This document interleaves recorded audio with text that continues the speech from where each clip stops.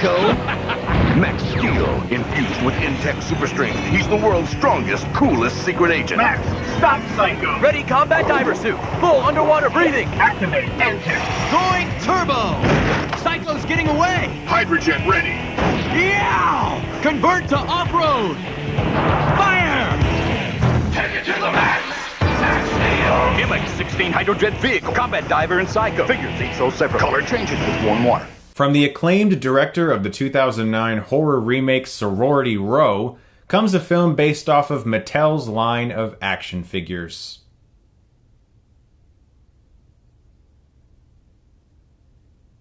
A young teenage boy, Max McGrath, moves to a small town with his mom after losing his father and discovers that he has strange powers. Some form of energy is seeping out of his fingers, he can control electronic devices, and he may just have a robotic friend following him everywhere who lost his memory. So I went and saw this film today because there were no press screenings and there were no late night Thursday showings like I usually go to if there are no press screenings, and I was completely alone in this theater. That sometimes happens to me in the middle of the night, but not at 4:30 p.m.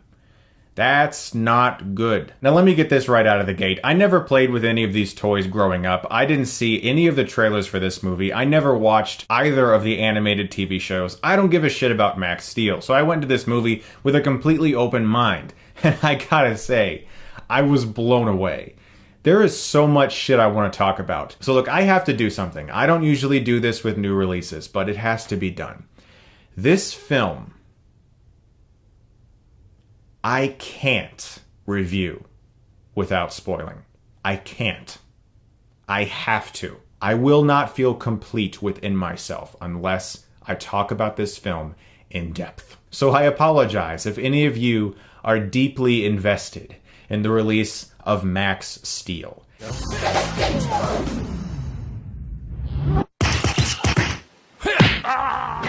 I'm sorry. This review is going to contain spoilers.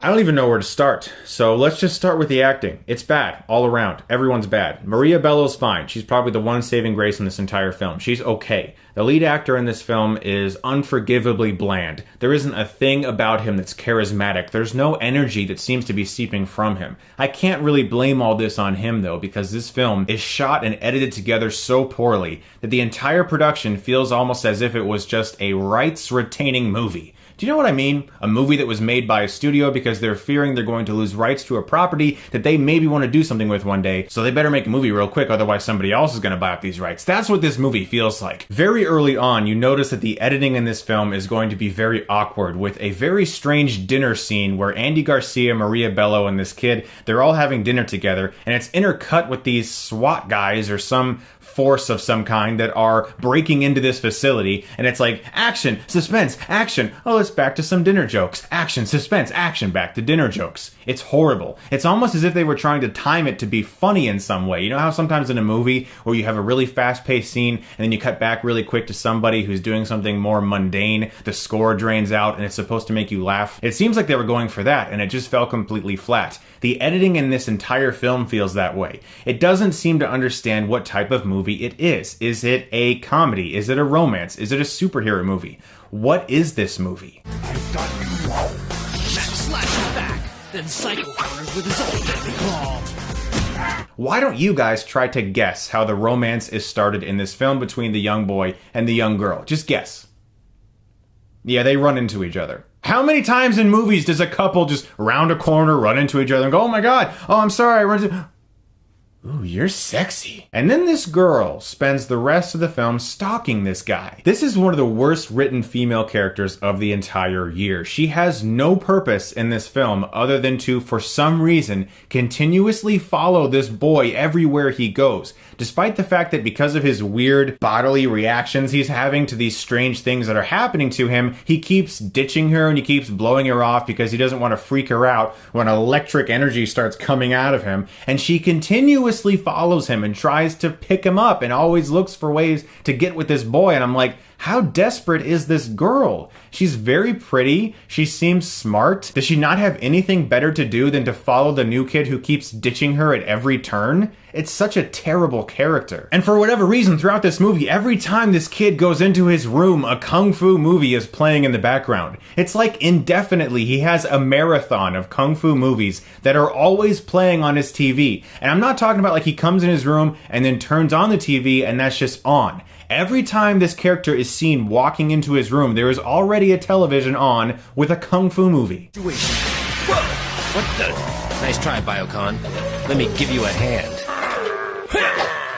I can explain how bad this movie is by just talking about one scene. I'm going to try to do it without laughing my ass off. This kid, after he has all this weird stuff happen to him, and stuff is coming out of his fingers, and he's controlling electronic devices, he goes into his room, fires up Google, and types in, "My fingers emit liquid energy. Search." When this dumbass that we're supposed to care about, of course, can't find anything, he then types in, "What am I?" on Google.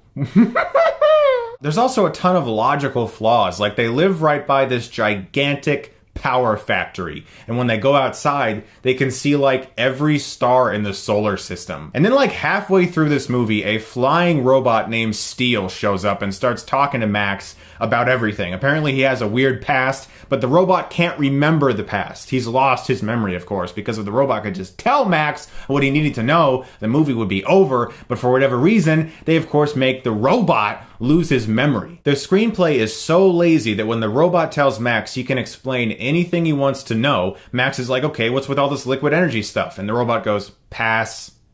Now this could potentially be funny if the dialogue had any bite to it, but it doesn't. Of course, what was I expecting? This movie's based off a fucking action figure! And how was this kid not like freaking the hell out? Weird shit is coming out of his fingers. He can control electronic devices. He's blacking out in the middle of the woods, waking up with rashes, and his clothes are burnt, and now a sarcastic robot is following him everywhere. And he's just like, "Yeah, man, my life really sucks. Oh no, the girl I like, I can't really be with her because weird shit's coming out of my hands. Damn, man." The adventure continues as Max and his trusty canine assault dog are hot on Psycho's trail. Is he close, Rex? Going down. So like randomly, just like out of nowhere, this kid realizes he's suddenly super strong and he can sort of will a suit into existence? He just like gets really excited all of a sudden and becomes Star Kid, that movie from 1997.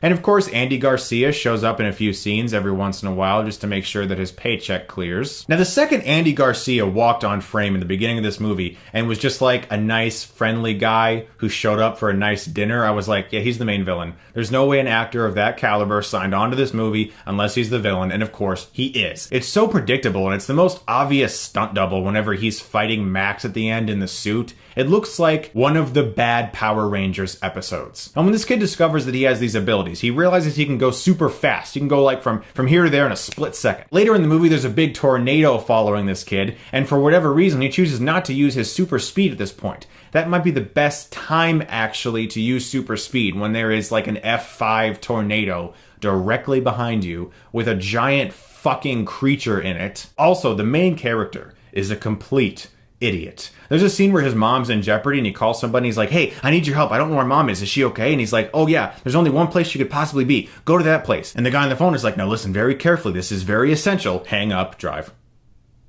You're seriously about to hang up when the guy who tells you where your mom might be when she's in jeopardy says, "Listen very carefully. This is essential."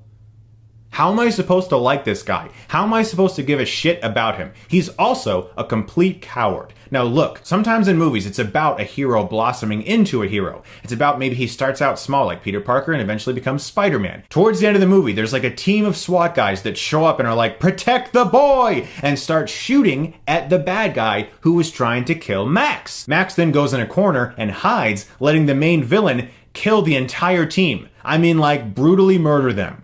They're dead. And he's just over in the corner like, I can't do this. How am I supposed to give a shit about this guy? This is the very end of the movie, and he finally at some point decides, hey, I have an idea. He decides to let Andy Garcia just suck all of the energy out of him until he fucking explodes, which is like the biggest cliche. Whenever there's a power-hungry baddie, well, you should just give him all the power he wants, because he's gonna blow up.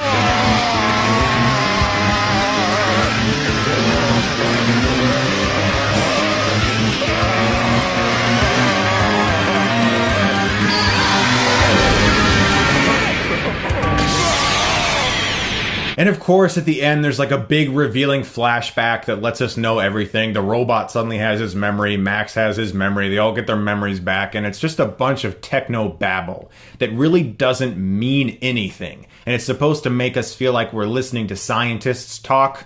I hate this movie. Max Steel, of course, gets an F. Don't worry about seeing this one. I feel bad for you if you were a fan of the show or the toys, I guess. But once again, we have yet another film based off of a toy line that's awful. Max activates Rex's leaping action and sends Psycho over the edge. Reality bites. Guys, thank you so much, as always, for watching. You're the best. And if you like this, you can click right here and get Stuckmanized.